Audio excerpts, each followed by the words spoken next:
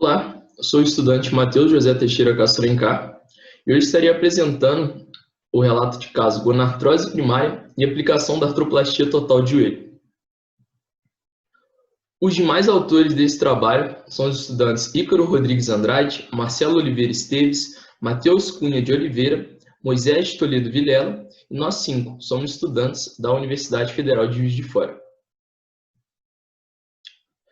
A apresentação do nosso trabalho traz uma avaliação de um quadro clínico apresentado por uma paciente com gonartrose primária, bem como uma análise descritiva do procedimento cirúrgico conhecido como artroplastia total de joelho.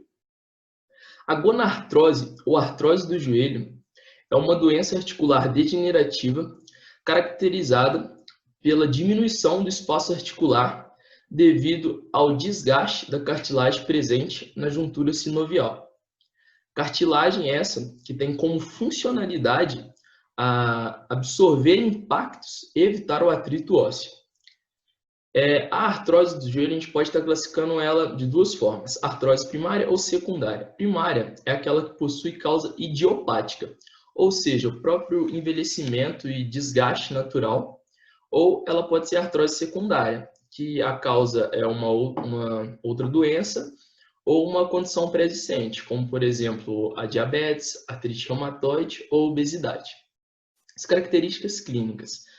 Devido a esse estreitamento do espaço articular e o desgaste da cartilagem, vai ocorrer diversos sintomas, sendo os principais deles a dor de caráter mecânico, ou seja, ela piora com o movimento e melhora com o repouso, uma rigidez matinal nas articulações, durando aproximadamente 15 minutos, e também observa-se uma certa limitação nos movimentos da articulação, devido a um bloqueio mecânico e também uma instabilidade, devido à incongruência entre as superfícies articulares. Relato de caso. Paciente, MMRT, 59 anos, de sexo feminino, com sobrepeso, diagnosticada com gonartrose primária, bilateral, já submetida à artroplastia total de joelho direito há 1 ano. Na anamnese, relatou dor, principalmente durante a flexo-extensão do joelho esquerdo.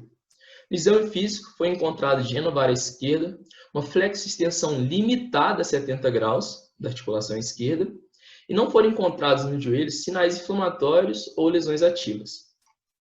De exame complementar, foi pedido uma radiografia, a qual comprovou o grau 3 na escala de Albach. A escala de Albach é uma escala utilizada para estar classificando a gravidade da artrose. No caso, ela varia do 1º grau ao 5º grau e ela utiliza como critério de análise imagens radiográficas com incidência anteroposterior e incidência perfil. No grau 1, a gente vai encontrar na imagem AP uma diminuição do espaço articular e em perfil a gente não vai ver nenhuma alteração. No grau 2, nós já vamos encontrar uma obliteração do espaço articular e nenhuma alteração na imagem perfil. No grau 3, que é o da paciente relatada, nós iremos encontrar um desgaste no platô tibial de aproximadamente, no máximo 5 milímetros e nenhuma alteração na imagem perfil. No 4º grau, na imagem AP, o desgaste no platô tibial vai estar entre 5 a 10 milímetros e já vai ser possível ver um desgaste na margem posterior da tíbia ao analisar a imagem perfil. Já no 5º grau, o grau mais severo, observa-se uma subluxação anterior da tíbia, tanto na imagem com incidência anteroposterior e com a incidência perfil. Aqui podemos ver os exames complementares, as duas radiografias. Aqui uma radiografia de joelho em corte frontal, com projeção anteroposterior. E aqui uma radiografia de joelho em corte sagital, com projeção em perfil. Podemos observar, primeiramente, o geno varo, encontrado no exame físico. Ou seja, devido ao encurtamento entre o tubérculo e o platô, ou seja, possuímos uma menor distância medialmente do que lateralmente. Pode-se observar também um maior desgaste medialmente.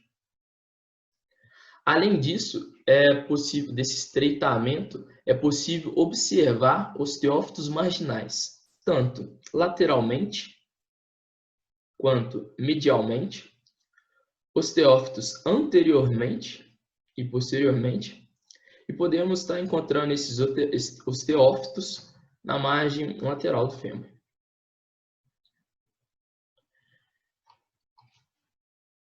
Além disso, nessa imagem, a gente pode estar observando uma anteriorização da tíbia em relação ao fêmur. Isso ocorre porque, com a artrose e a destruição do ligamento, a tíbia irá se deslocar ligeiramente para a frente.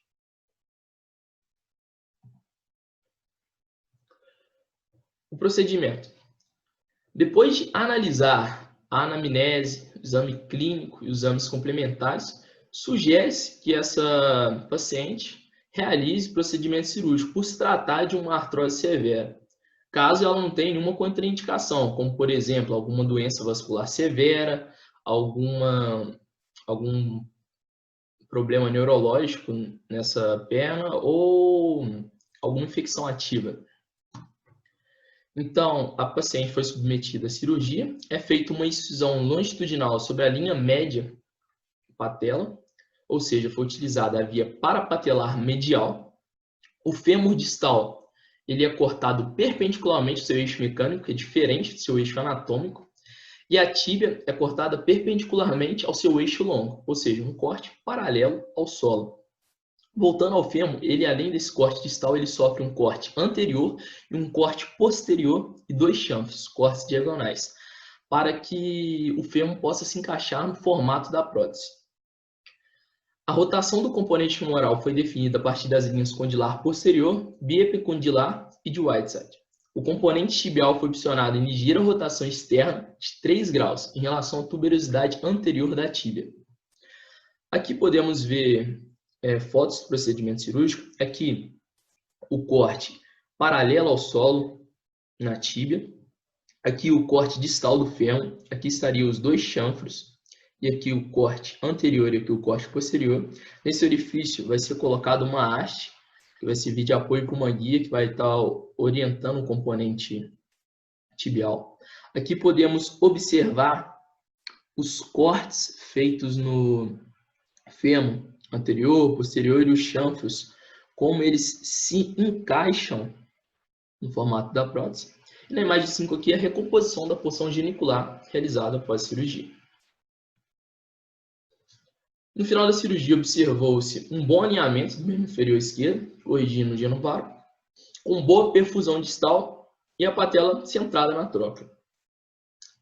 Assim, concluímos que a artroplastia ela é fundamental para casos de artrose severa, ou seja, a gente tem que levar vários critérios, como a idade, a intensidade da dor, as limitações que estão acometendo o paciente, e ela é considerada o último recurso, quando nenhum outro tratamento possui resultado. Dessa forma, para aliviar a dor e evitar o uso de medicamentos que irão aliviar apenas os sintomas e não a devida causa da doença. Elas são divididas, as artroplastias, em total, que os 6 compartimentos são substituídos, ou unicompartimental, em que apenas um dos compartimentos são substituídos. A vida útil da prótese atualmente é de 10 a 15 anos, podendo algumas durar até 25 anos. E quando essa prótese deve ser trocada, é necessário a gente falar que é uma cirurgia tecnicamente mais difícil e mais complicada, sendo mais um motivo para a gente estar tentando colocar essa primeira prótese o mais tardiamente possível, que são as referências bibliográficas. E eu gostaria de estar agradecendo, em nome de todos os outros autores do grupo, a oportunidade dada pelo 2º Simpósio de Anatomia da UFRJ Macaé, de estarmos apresentando o nosso trabalho e de podermos estar compartilhando conhecimento nesse período de isolamento social, que é de grande valia para todos nós. Muito obrigado.